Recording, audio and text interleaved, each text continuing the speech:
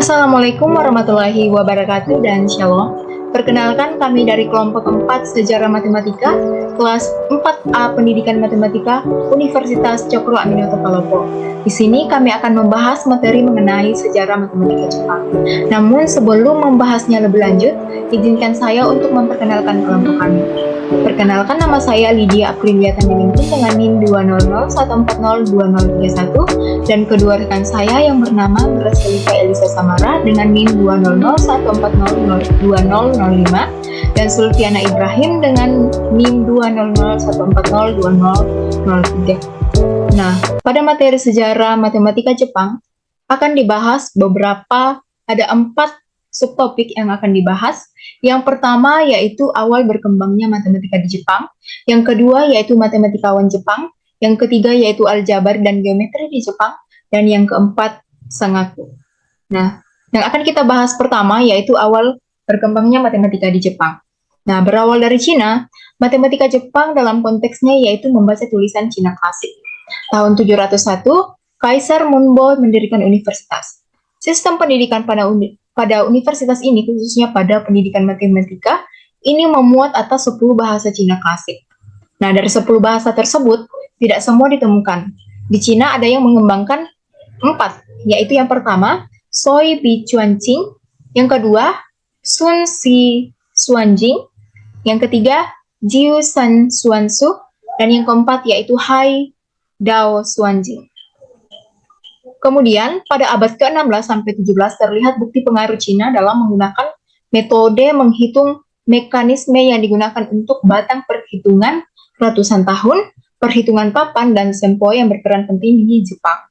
Nah, pada abad ke-14 sempoa atau Xuanpan di Cina saat metode komputasi dengan batang menghitung menjadi efisien. Kemudian sampai ke Korea dikenal dengan nama Sunbok.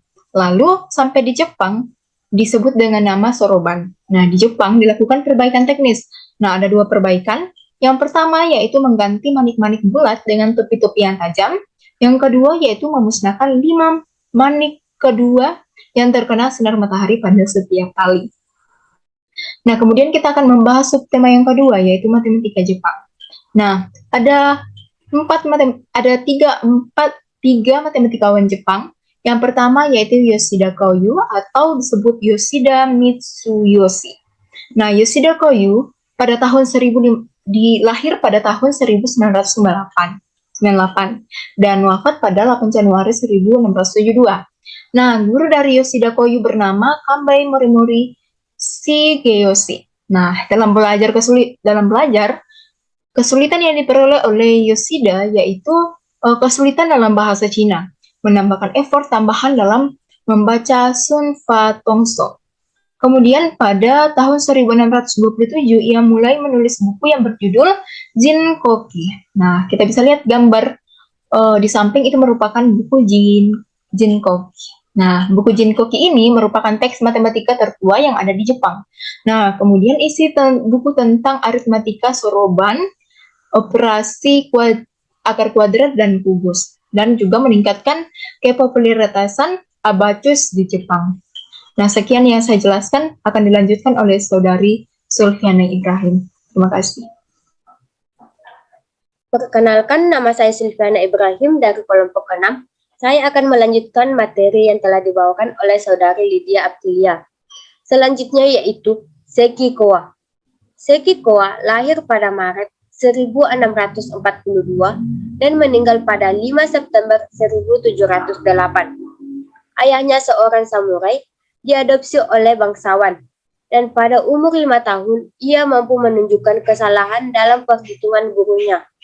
Ia bekerja sebagai pemeriksa rekening Tuan Kosu dan pernah menjadi samurai shogun dan kepala rumah tangga shogun. Kegiatan pandagoginya, ia mendapat gelar sensei. Adapun kontribusi Sekikoa yaitu yang pertama, mengantisipasi hasil yang diperoleh secara independen di Lorupe. Dan yang kedua, penyesuaian untuk Mikami menjaga teknik menjadi rahasia dari dunia pada umumnya, namun menyertakan kepada Takabe Kenko. Dan yang terakhir yaitu Takabe Kenko. Takabe Kenko pada lahir pada tahun 1664 dan meninggal pada tahun 1739. Takabe Kenko bersama Seki Kowa menyusun ensiklopedia 20 jilid, Teisei Sengyo atau Great Mathematical Treatise, berisi matematika yang dikenal sekarang.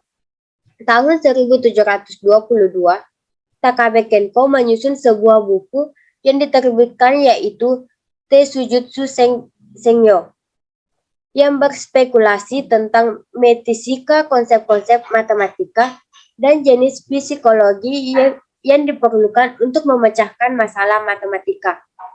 Adapun kontribusi Takabe Kenko yaitu ia menulis sebuah pameran metode yang disebut sebagai prinsip-prinsip pembatalan dan transportasi. Selanjutnya yaitu aljabar dan geometri di Jepang. Yang pertama, awal atau pengantar. Yang kedua, determinan. Ketiga, the challenge problems. Dan yang keempat, kalkulus. Awal atau pengantar. Pada abad ke-17 dan 18, menentukan permasalahan geometri dengan menggunakan gambar atau bangun datar yang sederhana berupa luas atau volume yang diketahui, tetapi kesulitan dalam aljabarnya. Dalam menyelesaikan permasalahan, geometri ilmuwan Jepang hanya menerapkan ilmu trigonometri dasar dan juga lebih banyak menggunakan teorema Pythagoras dalam menyelesaikannya. Dorongan untuk mengembangkan matematika, yaitu metode unsur langit atau Tianyunsu dari Cina. Nama diberikan kepada orang yang tidak dikenal dalam persamaan dari Lia tahun 1192 sampai dengan 1279, dikenal dengan nama Lisi dalam karyanya tahun 1248, Seiyuan Haijing. Diteruskan ke Korea dengan sebutan Chongwon-sut, lalu ke Jepang, Devan sebutan tangan Jutau atau metode unsur langit. Selanjutnya akan dilanjutkan oleh Saudari Gracelita. Baik, terima kasih atas kesempatannya. Saya Gracelita Lisa Samara akan memaparkan materi selanjutnya, yaitu telah dipaparkan oleh Saudari Sulfiana Ibrahim, yaitu materi mengenai determinan. Determinan ditemukan oleh Seki Kowa pada tahun 1683 di Kaifu, Kuhadi Noho dalam pembenatukannya menggunakan persamaan kuadrat, yaitu AX kuadrat tambah BX tambah C sama dengan 0, di mana A aksen X kuadrat tambah B aksen X tambah C aksen sama dengan 0.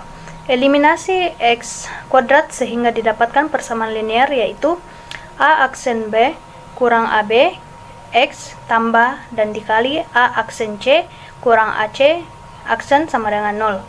Jika persamaan awal dieliminasi konstantanya dan kemudian dibagi dengan X, maka diperoleh yaitu AC aksen kurang A aksen C X tambah dikali BC aksen kurang B aksen C sama dengan 0.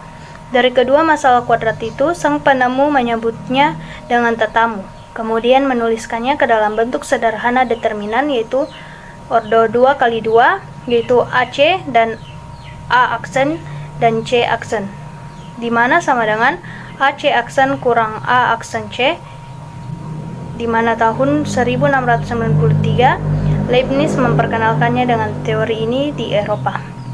Slide selanjutnya yaitu The Challenge Problems, yaitu pada tahun 1627 Yoshida Koyu menulis Jinkoki. Ada beberapa pertanyaan yang menantang yang ditinggalkan di akhir bukunya, antara lain yang pertama, ada lokayu yang panjangnya 18 kakui yang sisinya 5 kaki dan 2,5 kaki dalam lingkaran. Menurut volume suara apa saja yang hendak dipotong? Pertanyaan kedua yaitu telah digali 560 ukuran tanah yang akan digunakan untuk dasar bangunan. Dasarnya adalah 3 ukuran persegi dan bangunan. Ada 9 ukuran tinggi. Perkiraan ukuran atasnya ialah. Yang ketiga pertanyaan itu ada gundukan tanah seperti kerucut berbentuk lingkaran. Penyekat dasar terdiri atas 40 takaran dan 120 takaran, dan gundukan setinggi 6 takaran. Jika 1200 ukiran bumi diambil merata dari atas, apa yang akan menjadi tinggi? Yang keempat yaitu sebidang tanah berdiameter 100 linear harus dibagi di antara 3 orang supaya mereka masing-masing dapat menerima 2900,2500 persegi. Tentukan panjang akord dan ketinggian segmen tersebut. Selanjutnya itu pada slide yang selanjutnya yaitu mengenai kalkulus. Pada abad ke-17, kaum Wasanis menggunakan teknik yang mirip dengan yang digunakan di Eropa. Zhu Chongxi tahun 1000 tahun sebelum Erin menerapkan prinsip penting dari kavaleri untuk menentukan volume bola. Para siswa di pelajaran kalkulus menghitung jilid-jilid dengan jumlah mendekati prisma yang sangat tipis. Teknik diterapkan di Yen atau teori lingkaran pada awalnya. Materi selanjutnya yaitu Sangaku, yaitu merupakan masalah geometri Jepang atau teorema pada tablet kayu yang ditempatkan di kuil Shinto atau kuil Buha selama periode Edo dari semua kelas sosial. Pada Shogun era Tokugawa memfokuskan kebijakan jarak senjata Jepang tertutup selama 250 tahun. Sekitar waktu 250 tahun muncullah Sangaku yang dipasang di kuil Buddha dan Shinto sebagai tantangan kesalehan orang-orang beribadah. Demikianlah pemaparan dari saya, kurang lebihnya mohon dimaafkan dan terima kasih.